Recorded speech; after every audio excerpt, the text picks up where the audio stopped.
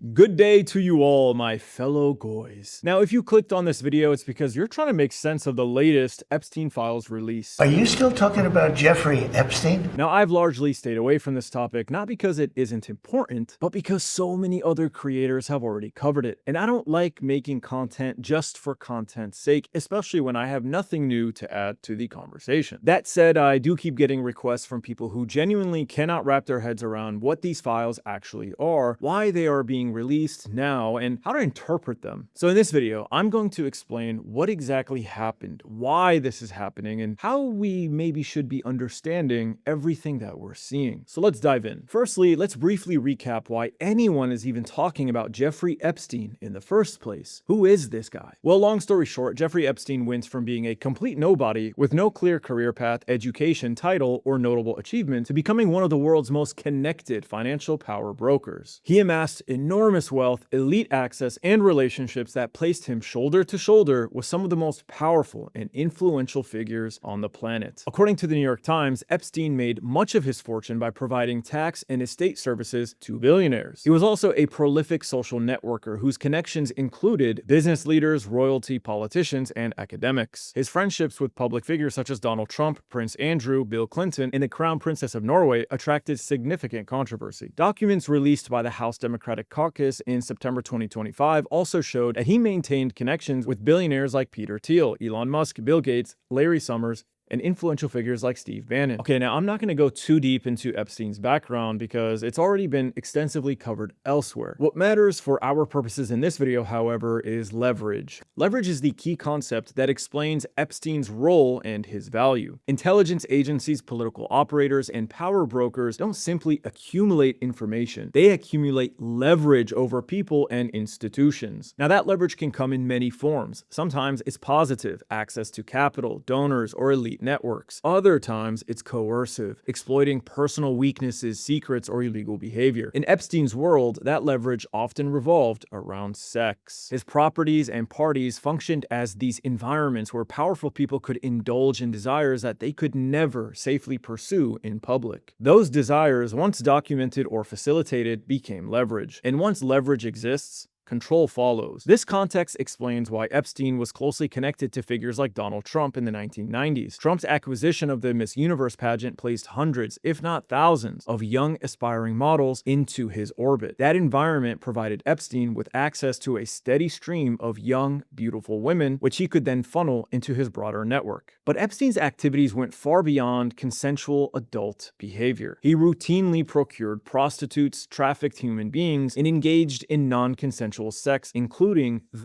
rape of minors. By 2005, numerous young women had already come forward alleging that Epstein had sexually assaulted them or arranged for their abuse. That year, Palm Beach police opened an investigation after a parent reported that Epstein had sexually abused her 14-year-old daughter. Federal investigators later identified at least 36 girls, some as young as 14, who alleged sexual abuse. In 2008, Epstein pleaded guilty in Florida state court to procuring a child for prostitution and soliciting a prostitute. As part of a highly controversial plea deal approved by then U.S. Attorney General Alexander Acosta, Epstein served just under 13 months in custody, much of which on work release. By 2008, Epstein was officially convicted as a serial sex offender. Now, this is very important because anyone who associated with Epstein after that point knew without a doubt that he was a convicted rapist of underage girls. So when you see correspondence involving figures like Noam Chomsky, Elon Musk, David Stern, and many others in the Epstein files, understand this clearly.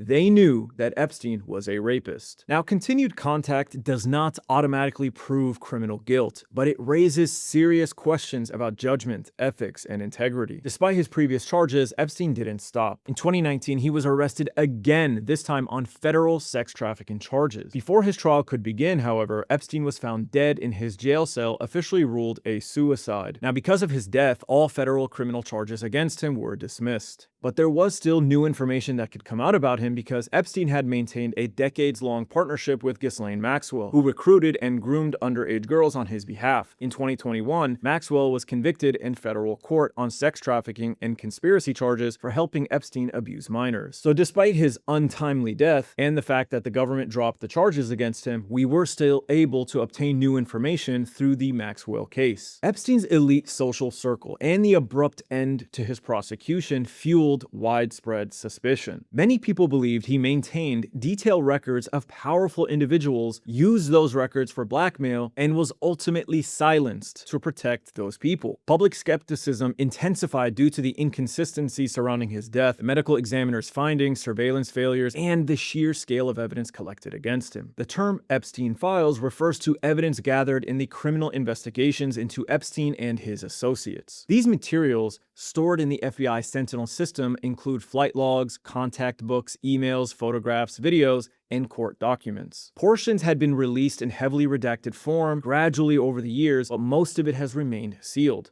Until now. As more victims came forward demanding accountability, and as public pressure grew, the files became a cultural and political issue. Despite his own documented association with Epstein, Donald Trump publicly promised transparency during his re-election campaign in 2024. In fact, during the Biden administration, Trump allies, including Kash Patel, promoted claims that the FBI was deliberately withholding an Epstein client list and urged its release. Shortly after Trump returned to office in 2025, the U.S. Attorney General Pam Bondi told the Fox News journalist John Roberts that the Justice Department would publish the list of Jeffrey Epstein's clients. She specifically said, "It's sitting on my desk right now to review. That has been a directive by President Trump. I'm reviewing that." A week later, on February 27th, she released documents that contained no significant new information, however. Faced with outcry from a disappointed public, Bondi demanded that the FBI director, Kash Patel, provide the extensive material she had originally requested from him. A few months later, on June 6th, the Joe Rogan Experience aired an interview with Kash Patel, the director of the FBI, who said of the Epstein matter, "We've reviewed all the information, and the American public is going to get as much as we can release." The DOJ publicly released a memo on July 7th stating it did not uncover evidence that could predicate an investigation against uncharged third parties and would not release further Epstein-related documents. When asked what Bondi meant in February when she said that Epstein material was on her desk, the White House press secretary Caroline Leavitt said Bondi had been referring to the entirety of all the paperwork related to Epstein's crimes rather than any specific client list. Bondi offered a similar clarification at a cabinet meeting the following day. The administration's position drew criticism from across the political spectrum. Democratic representatives challenged the findings, while right-wing activists and influencers, including the Hodge twins, Alex Jones, Rogan O'Hanley, and Liz Wheeler, expressed skepticism. Bondi herself faced particular criticism from many in the MAGA movement. Joe Rogan called the administration's reversal a line in the sand, particularly for supporters who had backed Trump based on promised transparency surrounding the Epstein files. This began to frustrate Donald Trump. In mid-July, he characterized the Epstein files as falsified documents created by political opponents such as Biden, Barack Obama, and Hillary Clinton. Now, this is important because remember, Trump himself and his surrogates were calling for the Epstein files to be released. And this goes as far back as 2015. When Trump was asked for his thoughts on former President Bill Clinton, he responded, "Nice guy. Got a lot of problems coming up, in my opinion, with the famous island with Jeffrey Epstein. A lot of problems." Later that same year, when asked again about Clinton and the alleged sexual abuse that took place on Epstein's private Caribbean island, Trump said,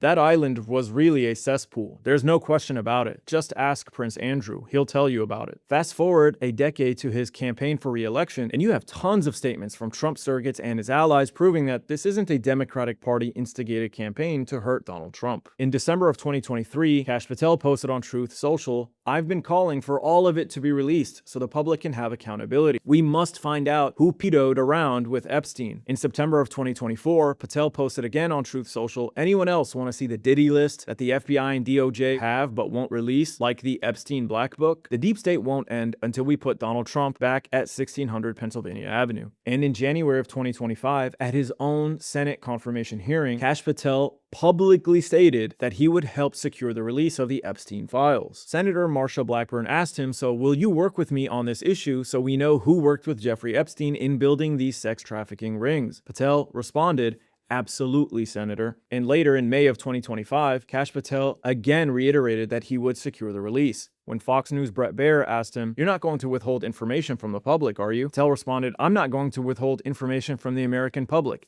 Ever." Elon Musk also chimed in. Musk, in a conversation with Tucker Carlson, wrote, "Part of why Kamala is getting so much support is that if Trump wins, that Epstein client list is going to become public. And some of those billionaires behind Kamala are terrified of that outcome." And as we stated earlier, Trump's own son called for the release of the Epstein list. While the president's son does not have an official position in Trump's administration, on the campaign trail, he emerged as one of the most vocal figures calling on the Epstein files to be released. In July of 2023, Trump Jr. posted on X, "Show us all the Epstein client list now. Why would anyone protect those scumbags? Ask yourselves this question daily and the answer becomes very apparent." In January of 2024, he posted again, "Everyone knows Bill Clinton was on Jeffrey Epstein's plane and island a lot. Literally, no one is at all surprised that he's all over the release. What we want to know is all the other names that the government has been hiding and running cover for. That will actually be revealing." Then in June of 2024, at the Turning Point USA event, Trump Jr. publicly stated, "I am on every list except the Epstein list. We haven't heard anything about that one in a while. How is it that my father could be convicted of 34 crimes, but no one on Epstein's list has even been brought to light? It's almost like they're trying to protect these pedophiles." So Trump characterizing the Epstein files as a hoax created by political opponents is absurd. Now, despite Trump's resistance, even he couldn't convince MAGA to give up on the Epstein files. Public interest continued and culminated in Congress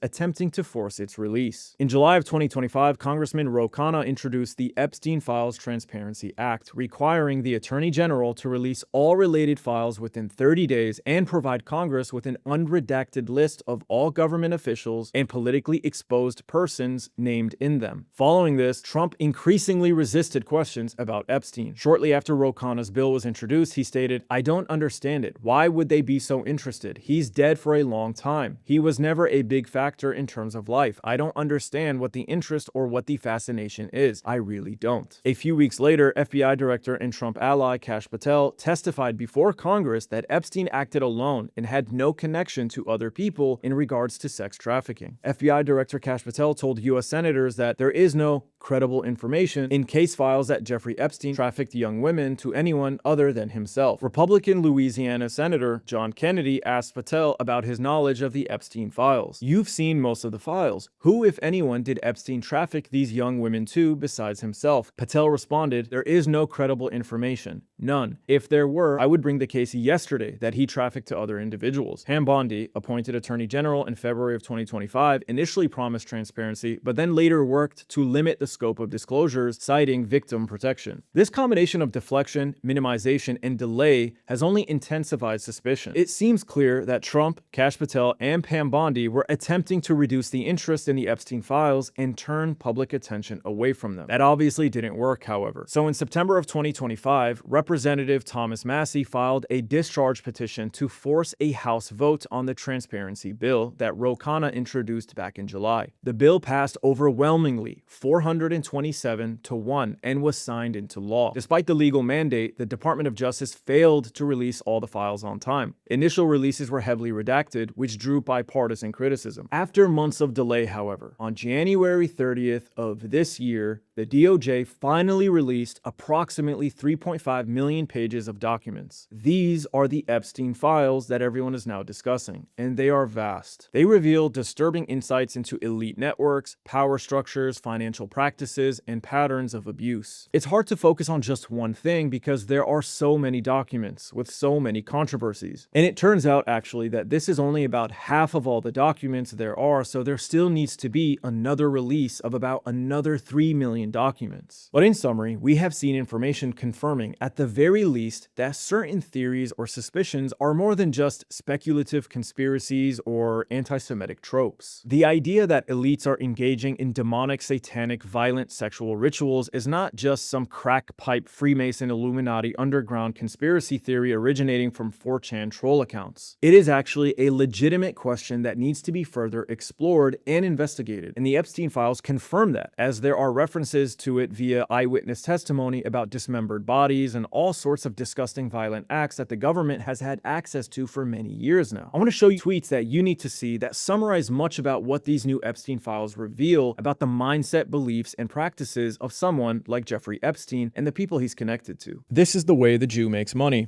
and made a fortune in the past 10 years, selling short the shipping futures, let the goyim deal in the real world. This tweet is in reference to a 2009 email in which Jeffrey Epstein replied to Roger Schenck. Then David Miller includes a quote from an article in which the Sephardic leader Rabbi Ovadia Yusuf says, "Goyim were born only to serve us. Without that, they have no place in the world, only to serve the people of Israel." In response to that, Candace Owens tweeted, "Remember at the end of last year when I was called anti-Semitic for telling you this is the literal religious worldview of many people in power?